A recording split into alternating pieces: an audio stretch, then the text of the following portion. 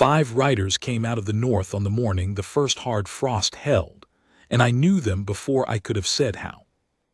I was on the high wall of Vardholm when the watch horn sounded, one long note, strangers on the road. 11 winters I had answered that horn with nothing moving in me. That morning something moved.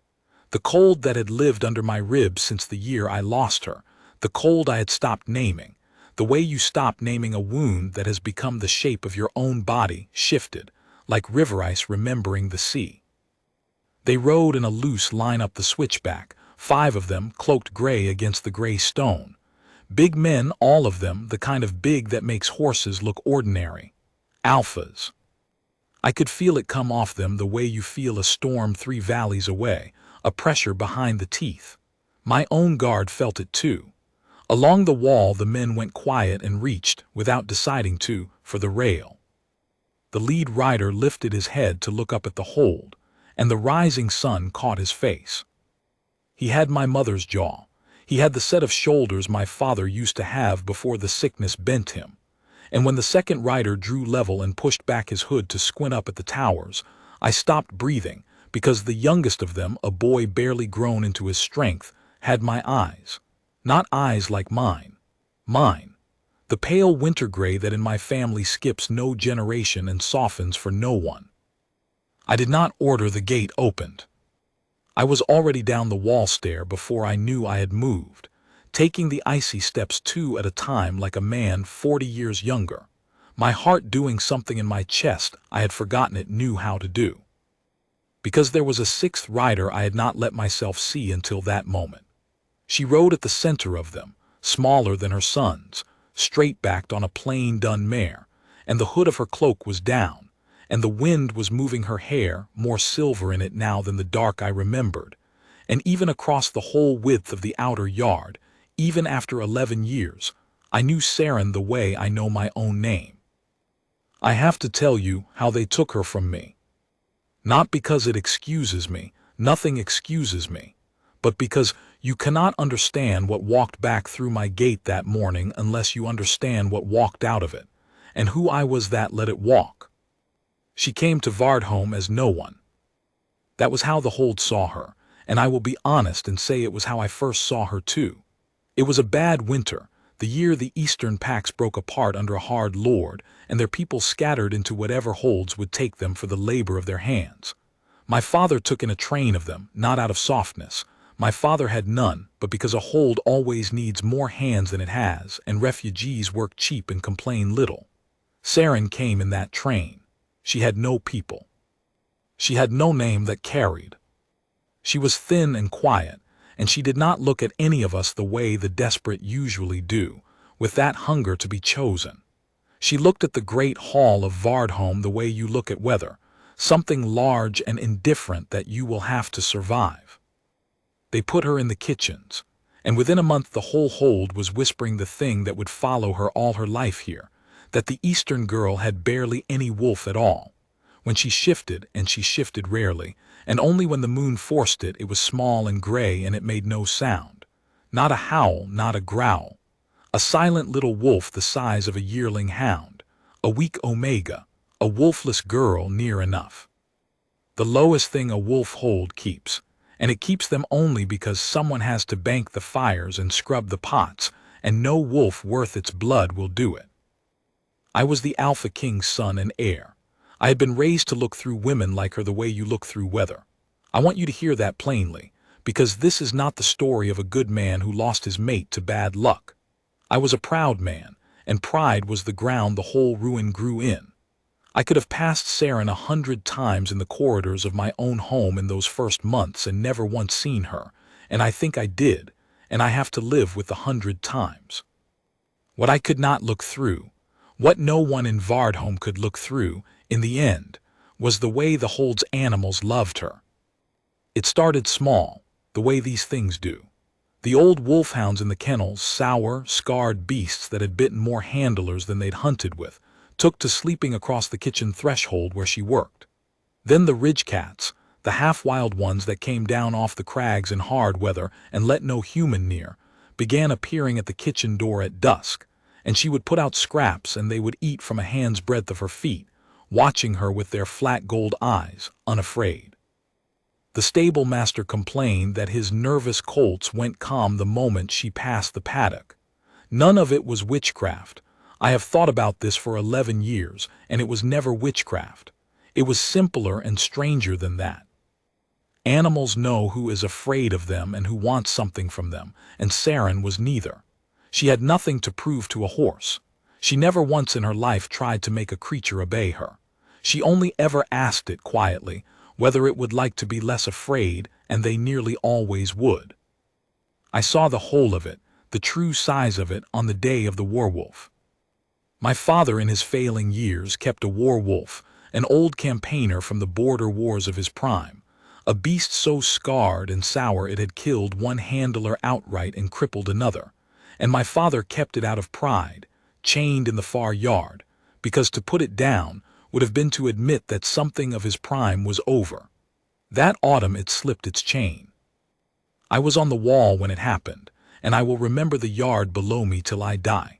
40 armed men in a ring, spears leveled, and not one of them daring to close it, because the werewolf stood in the center with its hackles up and its ruined face down, and everyone in that yard knew it would take 3 or 4 of them into death with it before it fell. My father's captain was shouting for archers. The archers were slow because half of them had grown up on stories of that wolf, and did not want to be the man who put an arrow in the old king's last war beast, and the other half simply did not want to die.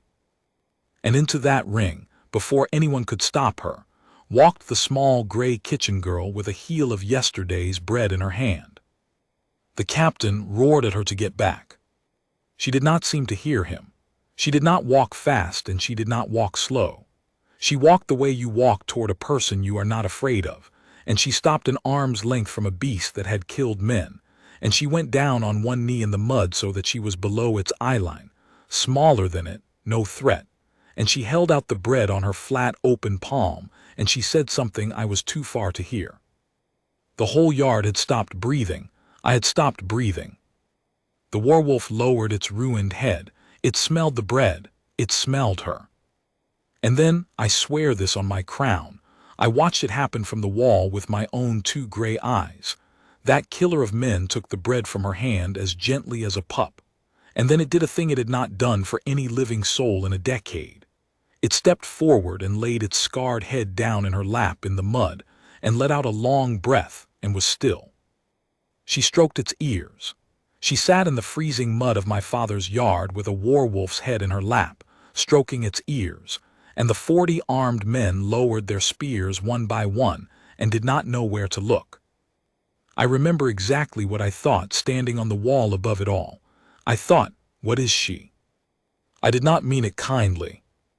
I meant it the way a proud man means it when the world he has sorted into ranks refuses to stay sorted, with a kind of affront. But under the affront, for the first time in my life, was something I had no name for, and it was the far edge of what my wolf would later name for me, plainly, in a fire-lit kitchen, when I finally ran out of pride enough to hear it. After that, I started finding reasons to be where she was. I am not proud of the reasons. A lord does not have to invent much to be near a servant, and that is its own kind of shame, the ease of it, the way the whole hold arranges itself around a powerful man's wandering attention and calls it his right. I told myself I was curious about the animals. I told myself a dozen things. What was true was that I had spent my whole life being flattered, by lords who wanted my favor, by women my father paraded who wanted my crown, by everyone who wanted something and dressed the wanting up as respect. And Saren was the first person in my life who was simply kind to me, carefully and without fear, and without one single grain of the flattery I had eaten so long I had mistaken it for the flavor of the world. She was gentle with me the way she was gentle with a cracked cup, or a nervous colt, or that ruined old wolf, carefully, because I might break something or be broken, and without any awe at all. The first time I lingered in her kitchen with some thin excuse, she gave me a cup of something warm and told me the fire needed feeding and handed me the wood. And I, the heir of Vardholm, fed the fire, because she'd asked, and it had not occurred to her that I might refuse, and the not occurring was the most restful thing that had ever happened to me. The night I knew, I came to the kitchens late, half drunk and worse-tempered, off the back of a quarrel with my father. He wanted a marriage for me, a strong Luna from a strong pack, the daughter of a northern hold, iron in her blood, the kind of woman who would give Vardholm sons like anvils and a bloodline nothing could bend. My father had my whole future arranged in his head the way he arranged a battle, and he did not think of me in it any more than a general thinks of a spearpoint's feelings. I had said no. I did not fully know why I was saying no. I said it badly, and we both shouted, and I came down to the kitchens, the way a man goes toward the one warm room in a cold house, without letting himself ask why his feet had chosen it. Saren was banking the fire for the night. She did not curtsy. She looked up at me, at whatever was on my face, and she said, "Sit down before you fall down, my lord." And she gave me bread and a cup of warmed wine with something in it that cut the drink's edge, and she went back to her fire, and she did not ask me one single question. She did not ask what was wrong. She did not ask what the king and his heir had quarreled about. She let a tired man sit in the warm and be quiet, which is a mercy so rare that most people go their whole lives without once receiving it. And my wolf, which had never in my life stirred for any woman my father chose, which I had begun to fear was as cold as the crown I would someday wear, which I had honestly started to believe might be broken in me. My wolf rose up quiet as a winter dawn and said, without a howl, without any drama at all, in the flat and final voice of a creature that has simply finished deciding, "Sorry. I want to be careful here, because this is the part of the story that people who tell it get wrong. They think the bond made her precious. It did not. The bond only told me the truth I had been too proud to reach on my own. She was precious before my wolf ever spoke a word. She was precious in the mud with the werewolf's head in her lap. She was precious the day she walked into a bad winter with nothing, and looked at the great hall like whether she meant to survive. The bond did not make her worth loving. It made me worth being ashamed of, for all the days I had walked past the best thing in my father's house, because it was scrubbing his pots. I sat in that kitchen a long time after she'd gone up. And when I finally climbed to my own cold chambers, I already knew that the marriage my father wanted would never happen, and that the hardest years of my life were probably about to begin, and I was right about both, though not in any of the ways I imagined. I courted her the way a proud man courts when he has finally been humbled, badly at first, then a little better. I made mistakes I still wince at. I sent her things, at the start, as though she could be one like a lesser lord, and she gave the things back, not unkindly, and said she had nowhere to keep them and no wish to be a woman who kept them. I learned. I learned to come to the kitchen at night and feed the fire and simply be near her and let her be near me, and to talk, and harder for a man raised as I was to listen. I learned that she had lost everyone in the breaking of the Eastern Pacts and did not speak of it, and that she loved the ridge above the hold where the road turns down, because from there you could see weather coming a long way off and be ready for it. I learned the shape of her the way you learn a country you mean to live in for the rest of your life. And I told her, finally, what my wolf had said. I told her plainly, in that same kitchen, that she was my fated mate, that I had known it for months and been a coward about it, and that I wanted to make her the Luna of Vardholm before the whole pack, and that I understood exactly what I was asking a wolfless Eastern kitchen girl to walk into. She was quiet a long time. Then she put her hands flat on my chest, the way she would put her hand on a werewolf's muzzle, the way she would one day put her hands on my chest at the ridgehead and undo 11 years, and she said, "You know they'll hate me for it. Your father, that cousin of yours who watches everything, the whole hold. They'll hate me and they'll never stop." And I said I knew, and she said, "And you'll stand between me and all of it, not because I'm weak. Because that's what it is, to be someone's mate. You stand between them and the cold." And I said yes, I would. I swore it, standing in her warm kitchen full of the whole reckless certainty of a man who had never yet been truly tested. I did not stand between her and the cold. When the true test came, I was 3 valleys away, and I believed a lie because a lie was easier to carry than my own guilt. I broke that vow so completely that the breaking is the center of everything I have to tell you. But I did not know that yet. That night I knew only that she had said yes. My father was against it to the marrow of his old bones. A wolfless omega for a Luna, he said, and worse. She'll give you weak pups or none at all. The pack won't kneel to a kitchen girl. You'll break a line 300 years unbroken for a soft heart and a pretty pair of hands. He raged, and then, as his sickness deepened and his rages cost him more, he went quiet and cold and patient about it, which was worse. Because a patient king is a king waiting for an opportunity, and I was too much in love and too sure of my own strength to wonder what opportunity he might be waiting for. And there was Isolde. I have to tell you about Isolde carefully, because she is the hinge the whole tragedy turns on, and it would be easy to make her a monster and be done. She was not a monster. That is the frightening part. She was my father's cousin's daughter, beautiful, clever, from exactly the strong northern line my father wished I would marry into, and she had been raised from her first breath on the certainty that she would one day be the Luna of Vardholm. It was not a hope for her. It was a fact she had been fed like milk. Her whole self had been built around that seat. She had learned the hold's every corridor and custom against the day she would rule it. And then a wolfless kitchen girl walked in from a broken eastern pack and took, without seeming to try, without even wanting a throne, the one thing Isolde had been promised before she could walk. She never raged. That was the thing I should have feared and was too proud to notice. My father raged and I could see him coming. Isolde smiled at the high table and was gracious to Saren in a voice like cool water, and complimented her plain dresses and asked after the kitchen animals, and she hated my chosen mate with a patience so deep and so still that it did not even look like hate. It looked like courtesy. I fought the small battles, the sneering lord I put in his place, the whispered insult I answered, the cold shoulder I warmed by seating Saren at my own right hand, and all the while the real war was being planned by a smiling woman I never once thought to guard against, because I had sorted her in the great ranking machine of my pride as harmless. A disappointed cousin, nothing to fear. I fought the wolves I could see. I never looked for the one that hunts without a sound.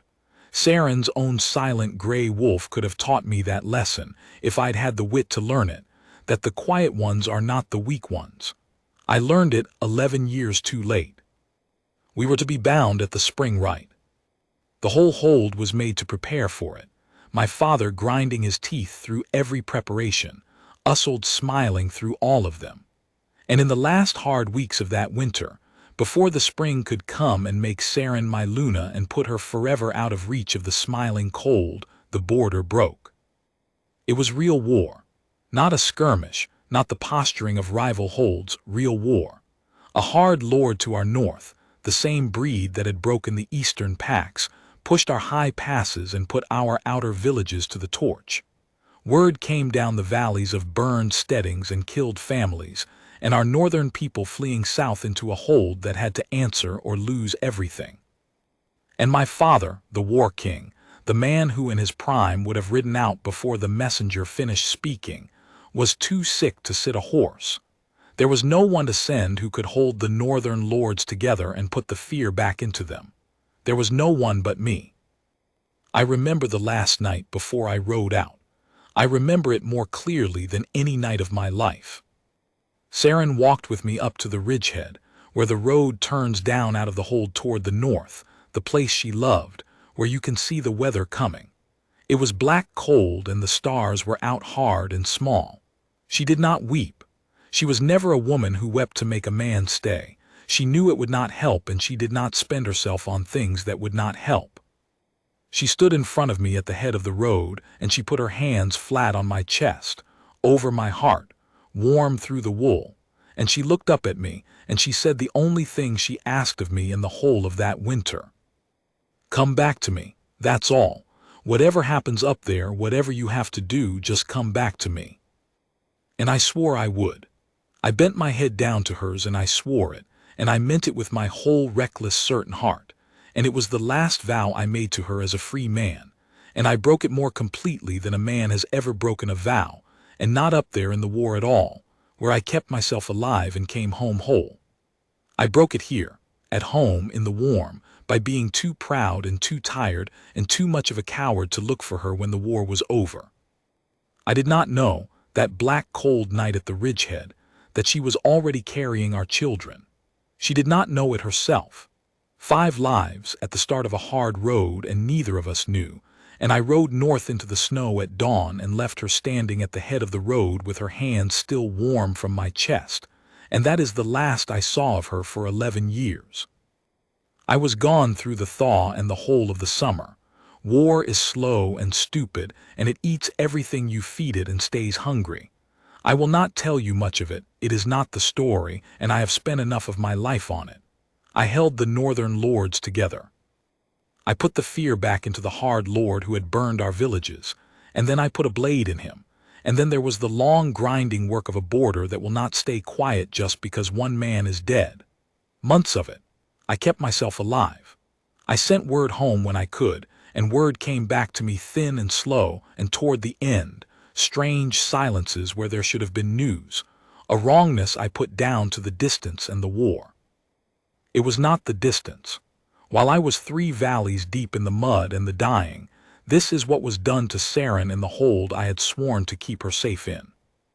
I learned it only that morning on the ridge, 11 years too late, pieced together from a kept bundle of letters and the witness of one brave, frightened old woman, and I will give it to you the way it was finally given to me, because you have earned the truth of it, and so, God knows, had she. Ussold went to my dying father. She did not go with rage. She went with grief. She went with concern, such tender concern for the king, for the line, for poor Vardholm's future resting on a soft eastern kitchen girl who could barely raise a wolf. She went, day after patient day, into the room of a frightened dying old man who wanted more than anything in the world to believe that his son had not thrown away 300 years of blood on a wolfless nobody. And she gave him, drop by drop, the belief he was dying to be given. And she did not go empty-handed. She brought letters, forged letters, in a hand made very like Saren's Saren, who could barely read and could not write at all, a thing Ussold knew and used, because who would think to question a servant's handwriting when the servant herself could not gainsay it? Letters that spoke of a lover in the eastern packs, of a plan to worm into the crown's protection, and then open Vardholm's gate to its enemies. She brought a midwife bribed who swore on her craft that the eastern girl was barren, or worse, cursed, a poison in the bloodline, a thing that would give the king no true grandsons but only grief. Ussold built her case the way a good general builds a war, slowly, from every side at once, giving the dying king not one accusation he might doubt but a whole weather of them, until doubt itself seemed like disloyalty to the crown. And my father, 4 days from his death, believing he was saving his line from a traitor and a curse, believing it because a smiling patient woman had spent months teaching him to, my father summoned what strength he had left, and from his deathbed he ruled that the Omega Saren was banished from Vardholm and all its lands, to be gone by nightfall, never to set foot on them again on pain of her life. They gave her the clothes on her back. It was the turn of the season, the night still killing cold. They put her out the north gate, the same gate, onto the same road, past the same ridgehead where she had pressed her warm hands to my chest, and told me to come back to her, with no horse, no cloak but her own thin one, no food but what a kitchen girl could hide in her sleeves, and 5 lives she did not yet fully know she carried.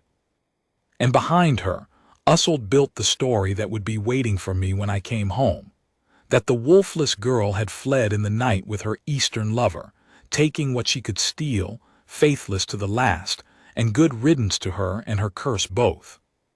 One person in the whole hold did a brave thing, only one. There was an old kitchen servant named Megan, old even then, bent, nobody, the kind of woman a scheme like Ussold's never bothers to account for because who fears a bent old pot scrubber. Megan had loved Saren the way the whole kitchen had, for her quietness and her kindness, and the way the animals came to her. And when Megan understood what was being done, when she saw the forged letters lying on the writing table beside the banishment order, waiting to be burned once they'd done their work, that frightened old woman did the one brave thing a powerless person can do. She stole the evidence of the lie. She took the banishment order and the forged letters, and a true scrap of Saren's real marks that proved the two hands were not the same, and she ran them out the gate in the dark to a shivering banished girl, and she said, keep these. Someday there'll be someone to show them to. And then Megan put her head back down and shut her mouth and stayed alive and invisible for 11 years, waiting for that someday. Which is a kind of courage so slow and so lonely that most of us never learn we don't have it. Saren took the bundle. She could not read a word of it. But she understood that it was proof, and she wrapped it in oiled cloth and she kept it dry through 11 years of wilderness, waiting, the way Megan had told her to, for the right place to show it. And she never once in all those years used it for revenge. And I will let her tell you herself later why she kept it, because when she told me at last it broke what was left of me clean in two. And me? I came home in the first snow of the next winter to a father in his final hours, and a hold gorged full of one single story. Here is my sin, the one I will carry onto my pyre, and past it, I believed it. I was tired to my bones and grieving my dying father and half broken by a war, and my pride, that old ground everything ugly grew in, found it easier, so much easier, to believe I had been made a fool of than to believe I had let my mate be driven into the winter while I was away failing to protect her. It is easier to be angry than to be guilty. Anger you can carry standing up. Guilt bends you. So I let them tell me she was faithless, and my pride reached out and took the anger they offered like a drowning man takes a rope, and I did not ride out. I did not tear the hold apart for the truth. I did not go up to the ridgehead where she'd stood and ask myself whether the woman who put her hand on a war-wolf's muzzle would truly have run. I sat in my cold hall and I let a comfortable lie be more bearable than a terrible search, and there is no forgiveness for that, and I have never asked for any. My father died 3 days after I came home. I do not know if he believed the lie to the end or whether, at the very last, some part of the old war king wondered what his patient cousin had really sold him. He did not say. He died, and I became the Alpha King of Vardhome, and I ruled it for 11 years as a hard man in a cold hall with no Luna and no air, and no reason I would ever say aloud. And a smiling cousin named Ussold always somewhere near the throne, patient as the grave, waiting for me to give up my inexplicable grief, and finally take the strong northern Luna the line still needed. I never took her. I never took anyone. I told the hold and myself that the Eastern girl's betrayal had ruined me for it. That was the lie I lived inside. The truth was simpler and I could not bear to look at it. My wolf would not have another. My wolf had said her once in a fire-lit kitchen, quiet as a winter dawn, and a wolf does not unchoose. Mine kept saying it in its sleep for 11 years while I called the grief by every name but the true one, and would not eat when the moon was full, and turned its scarred head north, always north, toward the road, the way that old Warwolf had once laid its head in a kitchen girl's lap, and let out a long breath and been, at last, still. I walked the ridgehead at night. For years, I told my men I was checking the northern road. They said among themselves that the king walks the ridge, and they were kind enough not to say the rest of it where I could hear. I stood at the head of the road where she'd put her hands on my chest, and I looked at the weather coming down out of the north, and I did not let myself know what I was doing, which was waiting, the way Megan waited, the way Saren kept her bundle dry, waiting for a someday I did not have the courage to believe in. And out in that north, in a wilderness I had never once ridden into to look, this is what became of the weak Omega they banished. I did not see any of it. She and my sons told it to me later in pieces, over the long, slow work of the years that followed, and I will give you the shape of it here, because you cannot understand the 5 riders on the ridge unless you understand the winters that made them.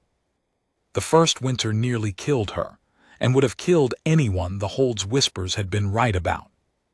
She walked north because south was the hold that had cast her out, and east was the ruin of everything she'd lost, and north was only cold, and cold at least does not lie to you. She found, before the true snows closed the passes, a broken steading in a high valley, a place burned in some old raid and abandoned, half a roof and a hearth that would still draw. She mended what she could with hands that had banked a great hall's fires for years and knew exactly what fire needs. And there, in the dead heart of that first winter, alone, with the wind screaming and no midwife and no soul for 3 valleys, she bore our 5 children. The youngest came last and came wrong, blue and silent, not crying. Callan, my snow-born. She told me, at the ridgehead years later, that she held that blue and silent child against her skin in the freezing dark, and that she hated me then with everything she had left, because hating me was the only fuel she had that would burn hot enough to keep her son's small heart trying, and that she breathed into him and rubbed his small back and refused, simply refused, to let the cold have him, for what felt like all the years of the world. And then he cried. And after that, she told me, she was far too busy raising 5 alphas alone to have any room left over to hate anyone, because hate takes time, and she did not have time. She had 5 mouths and half a roof and a whole wilderness to wrestle a life out of. So she wrestled one out. She raised them the way she calmed animals, not by force, never by force, but by asking the wild whether it might today be a little less an enemy, and the wild, as it had for the werewolf, nearly always said yes to her. She learned the high country's herbs and its game trails and its weathers. When wolves came to the steading in that first hard winter, real wolves, the wild kind, drawn by the smell of a woman and her young, she did not fear them and they did not savage her, and within a few winters those wild wolves denned near her steading and brought their hurt to her, and my sons grew up among them the way other boys grow up among cousins. 5 alpha boys, and every one of them huge and strong the way alpha blood runs, and every one of them raised by a mother who had never once needed force to be obeyed, so that they grew into the rarest thing there is, which is powerful men who do not confuse their power with their worth. She could not give them a hold or a name or a father. She gave them the only inheritance she had, which was the whole of what she was, and it turned out to be enough to make kings of them, out there in the cold with nothing. They knew about me. She never hid it and never lied about it. She told them when they were old enough that their father was the Alpha King of Vardholm, and that a lie had been told about her, and that she had kept a bundle of proof of that lie wrapped dry all these years. Not for revenge, she always said, though her sons, being young and strong and full of the fierce love that boys have for a wronged mother, wanted revenge badly enough for all 6 of them. She kept them from it. Year after year she kept them from riding south to burn my hold down around my ears. Not for that, she told them. I didn't keep the truth alive for that, and they did not fully understand what she was keeping it for, and neither did I, until she told us both, at the ridgehead, on the 3rd night after she came home. And then in the 11th year, when her sons were grown and strong and could not be kept from the road much longer, and when she said this too, later and quietly, she was tired, tired all the way down, of a life spent surviving and never once living. She wrapped the bundle one last time, and she got on a plain dun mare, and she turned south, and she rode down out of the cold toward the hold that had cast her out, with 5 powerful alpha sons ranged around her like a pack that has never once needed to be told its shape. And on the morning the first hard frost held, the watch horn of Vardholm sounded one long note for strangers on the road. They had stopped in the middle of the outer yard, the 5 sons ranging their horses around her without a word, easy, coordinated, wordless, a shape that had never needed to be taught. And I watched the hold of Vardholm do the thing that holds do. I watched them start, against everything they had been told for 11 years, to see her. She sat her plain dun mare in her plain gray cloak, and she was not the girl they had put out the gate. 11 years in the wild north, raising 5 alphas alone with nothing, had made something of her that I still do not have a clean word for. Not hard, she was never hard, not once in her life. Weathered. Certain the way the Ridgestone is certain. She looked up at the towers of Vardholm the way you look at a grave you have finally, after long years, decided you are strong enough to visit. And every wolf in that yard, whatever they had whispered once about the weak little Omega who ran, felt the sheer settled strength come off her now, and could not make it fit the story they had been fed. You cannot look at a woman who has wrestled 5 kings out of a frozen wilderness and go on believing she was ever weak. The lie died in their throats just from the sight of her, before a single word of proof was read. I crossed the yard. My own guard fell back from me without an order. 20 feet from her, the eldest son moved his horse a slow half-step to put himself between us, deliberate, unmistakable, and I stopped. And I understood it, and something in me that had been clenched for 11 years unclenched with a kind of savage gratitude. He did not know me. To him I was a strange king striding fast at his mother, and he was an alpha and she was his to guard. Good, the thing in me said, fierce past the ache. Good. Let her have been guarded. Let her have had that. Every day of all these years I gave her nothing. Saren, I said. My voice did not work well. I had not said her name aloud to a living person in 11 years. Saren. She looked at me for a long moment. Whatever was written on my face, she read it the way she had always read me, over a cup of warmed wine in a fire-lit kitchen without hurry. And the readiness for a fight went out of her shoulders. Not the wariness. Not anything like forgiveness. I had not earned forgiveness and she did not offer it, and I would have distrusted it if she had. But she saw, looking at me, that I would not be a fight, that I would not deny it or bluster or reach for the old comfortable lie. She saw a man who already knew what he had done. Roan, she said.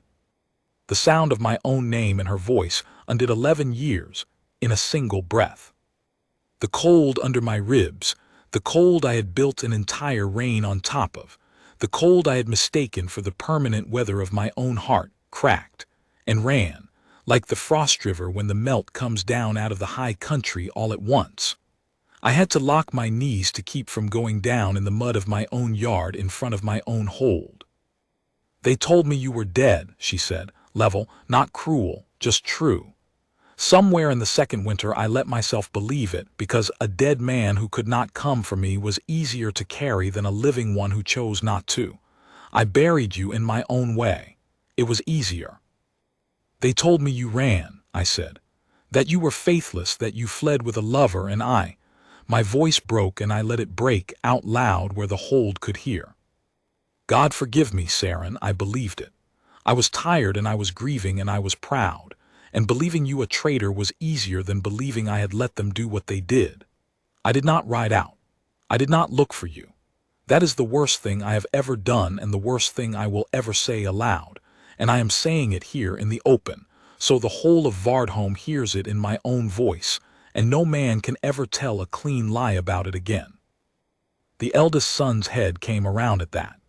He looked at me, truly looked, the way you look at a thing you have heard a story about your whole life and are finally seeing in the flesh, and something moved across his face that I have spent every year since trying to be worthy of. You're him, he said, not a question. Flat as the Ridgestone, his mother's flatness, the father. I could not answer.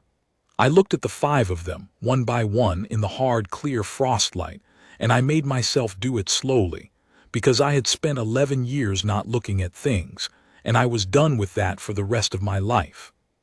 The eldest with my own mother's jaw and a captain's stillness. 2 more with Saren's dark, quiet eyes set in shoulders I saw every morning in my own glass.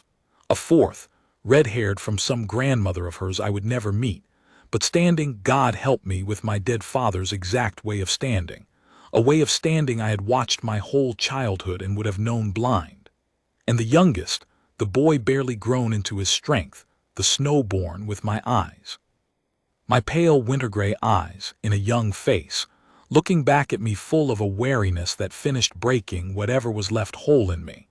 because a son should not have to look at his own father the way you look at a stranger who might yet prove a threat. I have 5 sons, I said, and it came out of me like something being torn out by the root. Saren, I have 5 sons, and I stood in a warm hall for 11 years, and I did not know a single one of their names. Kyan, she said. The eldest inclined his head a bare degree, not gently, but he did it. Imrise, Dale, Bryn. Each one a small nod, a measuring look, 4 grown alphas taking the measure of the king who had wronged their mother and finding him, for now, not worth killing. And then her hand rose and found the youngest's shoulder, the boy with my eyes, and her voice changed, went low, went to the deep place, and she said, "And Callan. He was born last, and he was born wrong, blue and silent, in the dead of the first winter, in a broken steading with half a roof and no soul for 3 valleys to help me. I held him against my heart in the dark, and I did not believe either of us would see the morning. We saw it. He is here. Look at him." I did not believe either of us would see the morning. She had been driven out the gate carrying 5 lives, and she had lived, and made them all live, and raised them into the 5 strongest men that had ever stood in my yard, alone, with nothing, in a wilderness, while I sat warm in the hold that had cast her out and let myself call her faithless, because guilt was heavier than anger, and I was too small a man to carry the heavier thing. I went down. Not all the way. I caught myself on one knee in the frozen mud of the yard, and I heard the entire hold draw a single breath, because the Alpha King of Vardholm did not kneel, had not knelt in 11 years, knelt to no living soul, by right and by long cold habit. And I found, going down, that I did not care in the smallest degree what the hold saw. I had spent 11 years caring what the hold saw. Caring what the hold saw was the whole engine of my ruin. It had cost me a mate and 5 sons, and every warm year of a life I would now never get back. "I'm not asking you to forgive me," I said, and I set it up to her from one knee in the mud, loud enough to carry to the farthest watcher on the wall.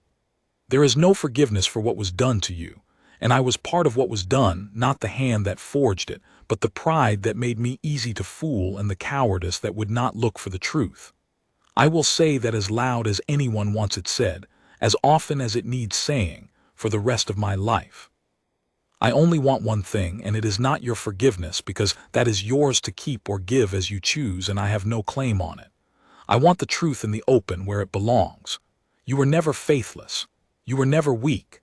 You were my fated mate, and you carried my sons, and you were driven into the killing cold by a lie built in this hold, and I was too proud and too tired and too much a coward to ride out and find you. That is what happened here. I want every soul in Vardholm to hear it said in the king's own voice, on the king's own knee." Into the silence that came after that, a woman's voice, smooth, gracious, only a very little too quick, said, "My lord, you are unwell. You've had a shock. This creature and her." I did not have to turn. 11 years, and I knew that voice the way you know the particular sound a blade makes clearing a well-oiled sheath. But I did not answer Ussold. I did not have to. Kyan answered her. The eldest swung down off his horse. He did not hurry. He walked past me, past the kneeling king. As though I were a stone in the yard, he was stepping around to a saddlebag, and he drew out a bundle wrapped in oiled cloth, worn soft with 11 years of careful handling, and he unrolled it in the middle of the frozen yard where the whole hold could see, and I saw parchment. Old, water-stained, kept dry through a wilderness by a woman who could not read a word of it.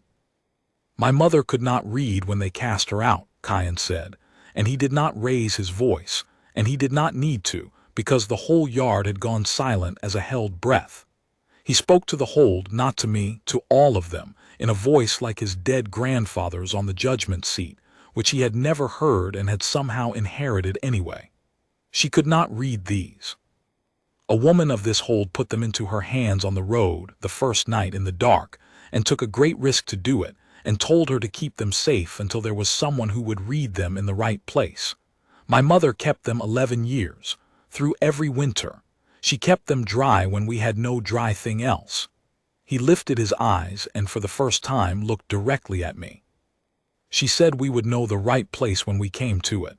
This is the right place. Read them, king, aloud, the way you read your confession aloud.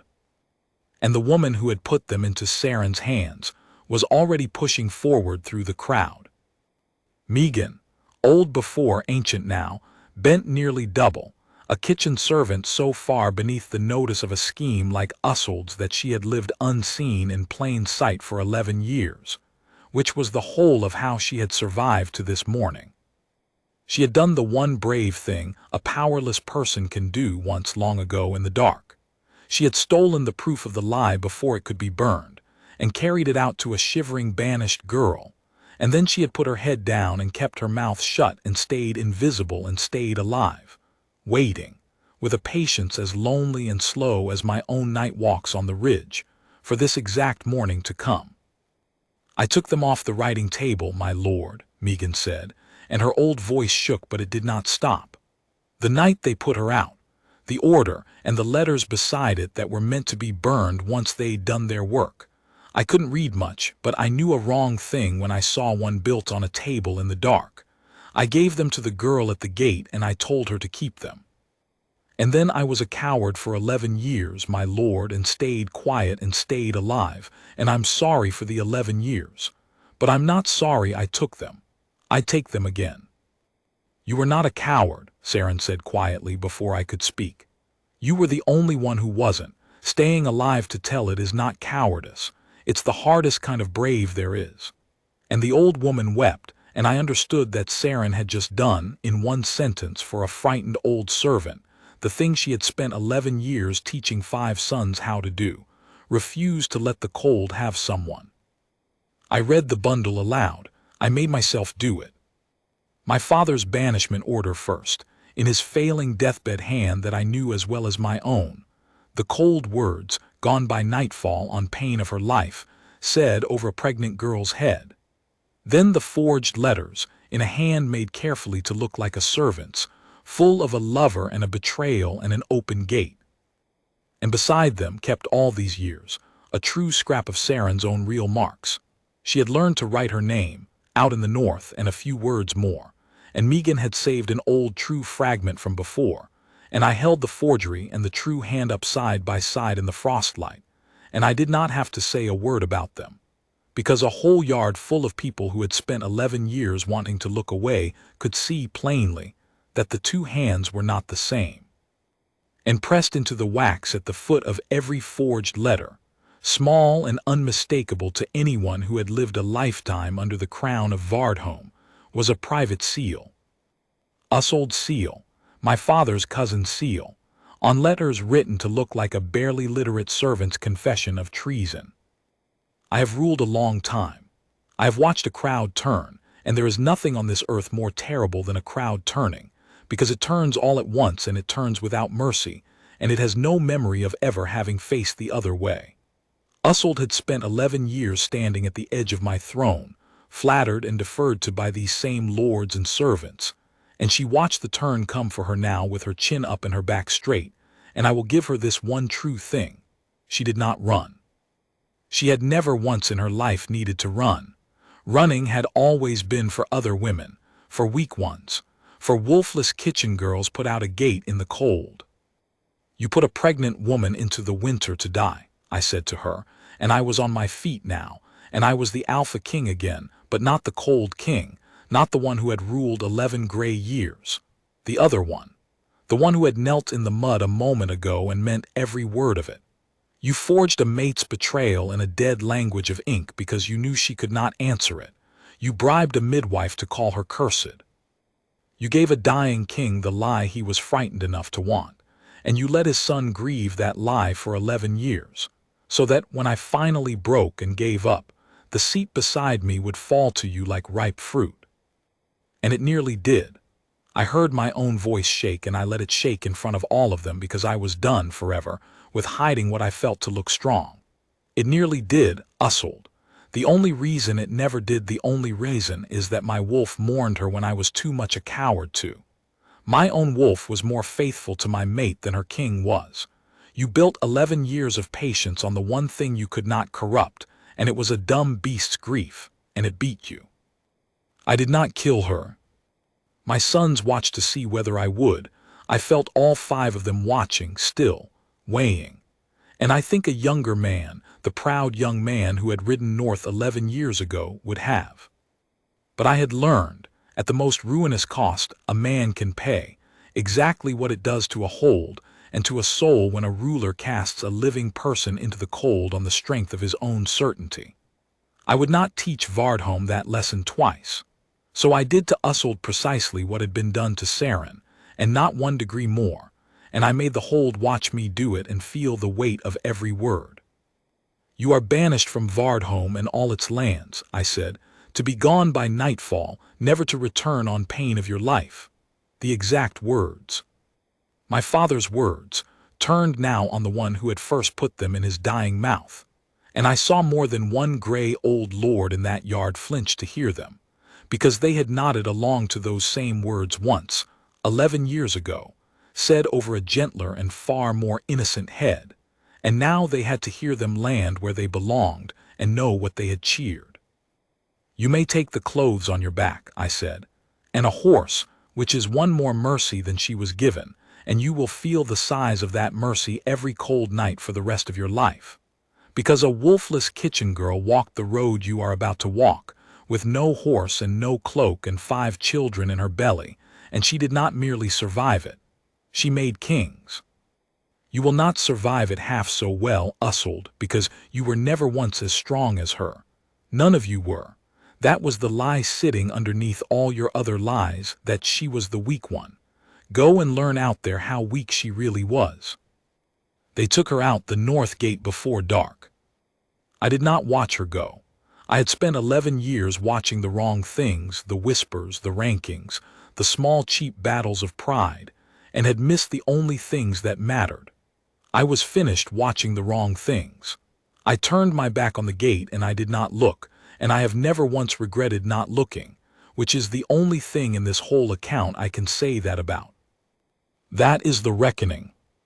And if this were a story about a throne, it could end there cleanly, with the villain gone and the truth rung out like a bell. But it was never once, from the first firelit night in a kitchen, a story about a throne. It was about the woman standing in my yard with the silver in her hair, and the 5 sons standing around her like a pack that had raised itself into kings, and the one question that all my crown and all my power could not answer for me, and had no right to try to, whether Saren would ever, after everything, let me near her again. I did not push it. I had forfeited utterly any right to push at anything. I gave them the whole freedom of the hold, and I gave the sons the honor due the blood of the throne which they were, and I made it known to every soul in Vardholm, in words no one could mistake, that these 5 alphas were the sons of the king, the line of the hold, and that any man, woman, or child who breathed one wrong syllable about them or their mother would answer to me before they reached the end of the sentence, and would find the answering very short. But I gave Saren the one thing I had never given her when I had the chance, the thing my whole reckless younger certainty had never once thought to offer. I gave her choice. I did not go up to her. I did not send for her. I had the Luna's chambers opened, the high rooms that had stood shut and cold for 11 years, that no one had been permitted to touch, and aired and warmed and made ready, and I let her know they were hers if she wanted them and no obligation rode with them. And then I stayed away, and I let her come to me in her own time, or in her own time not come at all, and I set my whole soul to the hardest labor I have ever undertaken, which was to wait for something I wanted more than breath, and make no claim on it whatsoever. She came to me on the 3rd night, to the ridgehead, where the road turns down out of the hold toward the north, where she had once, 11 years and a whole broken lifetime ago, put her warm hands flat on my chest and asked me the only thing she ever asked of me, come back to me, and where I had sworn I would and had, and then had failed her anyway in the warm at home by refusing to look. I was up there, of course. I was up there most nights. I had been for years and had never once let myself say aloud the true reason why. They're good men, I said when I felt her come up the path and stand beside me in the black cold. I did not turn to her. I was afraid, I think, that if I looked at her I would ask for more than I had the right to ask. Our sons. You made 5 good men out of nothing but yourself in a wilderness alone. I did nothing. I gave them nothing, not a name they could use, not a father, not one warm winter. I don't know how a man holds something he did nothing at all to earn. I'm afraid to. You held it in the yard, she said. Her breath smoked in the starlight. On your knees, in front of every soul who ever called me nothing. You didn't have to do that. A lesser man would have taken me quietly into a back chamber and made it all disappear and kept his dignity. You knelt in the mud and gave your dignity away in front of the whole hold. That's not nothing, Roan. She was quiet a while, looking down the north road, the road they had put her out on, the road she had come home up. I hated you a long time, I told you. In the snow the first winter, when Callan was blue and not crying, I hated you with everything left in me on purpose, because hate burns hotter than love and I needed the heat to keep his little heart trying. You kept my son alive in a way. The hating of you did. A breath. And then he cried. And I was so busy after that, so busy for so many years, that I never found the time to pick the hate back up. Hate takes time. I didn't have any spare. I looked for you every night, I said. I didn't even know I was doing it. I'd tell my men I was checking the north road. I stood right here on this spot for 11 years, looking at the weather coming down, and I never once let myself understand that I was waiting. I know, she said. Word travels even out into the north, even slow. The king walks the ridge. I heard it the way you hear things third hand years late. For a long time I used to think, let him walk it then. Let the cold road be the only thing he gets. Let him stand up there and freeze and want. And she almost smiled, not a soft thing, something far better than soft, something true. I don't think that anymore. I stopped somewhere on the way down here. It was Cayenne, near the end. He wanted to burn the bundle. He was tired of us all living in the shadow of it. And I said no, keep it. And he asked me why, if not for revenge. And I opened my mouth to answer him, and I finally understood the thing I'd been doing for 11 years without a name for it. She turned her head then and looked at me, and the hard, bright starlight was on the silver in her hair. I didn't keep the truth alive to burn you with it, she said. I kept it so the road would have somewhere to lead. A road with a lie at the end of it just stops in the snow. A road with the truth at the end of it can be walked. I kept the truth so that someday there would be a place to walk home to. I didn't know if you'd be the man at the end of it or a stranger on your throne. But I kept the door and the truth open, all these years, on the chance. I did not reach for her. I wanted to with the whole of what was left in me. I wanted it the way a frozen man wants a fire. And I did not, because 11 years too late I had finally learned the difference between wanting a thing and being owed it. And I would rather have stood on that cold ridge wanting her forever than take one step toward her I had not been given. So she reached for me. She put her hands flat on my chest, over my heart, the way she had that last black cold night before the war, the way she had once in the mud of the yard on a killer werewolf's scarred muzzle, carefully and without fear, and without one single grain of flattery in it. And under her 2 hands the last of the cold that had lived in me for 11 years, the cold I had built a reign on, the cold I had believed was simply the shape of my own heart from that winter forward, went quiet, all the way quiet, and stayed quiet. And my wolf, which had set her once in a fire-lit kitchen, and never in 11 years unset it, which had turned its scarred head north every full moon and would not eat, my wolf made a sound I had never in my life heard it make. A low, long, easy sound.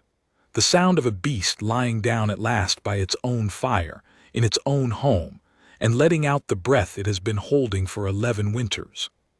Come back to me, she said. That's all. It's the only thing I ever asked you in the whole of both our lives. You're a long way late. Her hands pressed against my chest, once firm. But the road led back after all. I made sure it would, so come back to me, Roan. I covered her cold hands with both of mine, and held them against my heart, where the cold used to live. I did not say my Luna, though she was, and the hold would kneel to her every dawn of her life from that morning on, and did gladly, and the ones who had whispered longest knelt lowest. I did not say mine, because I had learned at the cost of everything exactly what that small proud word costs when a young king uses it about a girl he thinks he's won. I said the only thing that was wholly true, the thing I had been too proud to know for 11 cold years, standing on this exact spot, watching the wrong weather. I never left it, I told her. The road. I've been standing on it the whole time, right here. I just couldn't see you at the far end of it in the dark, and I was too much of a coward to walk out into the snow and find out you were there. You had to walk the whole of it yourself. You always had to do the walking. I'm sorry for that. I'll spend what's left being the man who's standing here when you get to the end of it every time for the rest of it. That I can do. That I will do. Below us the hold of Vardholm was warm and lit and loud, warmer and louder than it had been in 11 years, and somewhere down inside it, my 5 sons were being fed at their father's high table for the first time in their lives, wary still, all 5 of them, watching me still, weighing still, as they had every right to for a long time yet to come. And up on the dark cold ridge, my mate put her forehead down against my chest, in the place where the cold had lived, and I wrapped my arms around the whole of my life and held it, and I understood at last, clearly, in the plain, flat, final voice my wolf used for true things, that I had not been given my life back. I had been given the far rarer thing. I had been given the chance to become a man worth it. That is more than a proud man deserves, and I have known it every day since, and I have spent every one of those days trying to be equal to the size of it to her, and to the 5 men who came up my north road out of the frost and taught a king the one thing his whole long reign had failed to, that the strongest wolf in any hold is nearly always the one it was fool enough to throw away. Every autumn now, on the morning the first hard frost holds, I ride up to the ridgehead at dawn. Callan comes with me most years, my youngest, my snowborn, the one with my own winter-gray eyes, who took the longest of all of them to stop watching me like a stranger, and whose slow, hard-won trust I hold more carefully than the crown. We sit our horses at the head of the road where his mother once stood with her hands on my chest, and we watch the north a while, and we do not say very much, because we don't have to. We both know what came up that road once out of the cold, when everyone in a warm hold had long stopped looking, and we both know the only thing I learned worth passing to a son. Keep watching the places everyone else has stopped looking. That's where the whole of your life will come from, one hard frost morning if you're lucky, and if you've kept the door and the truth open, and if you're still standing on the road when it does.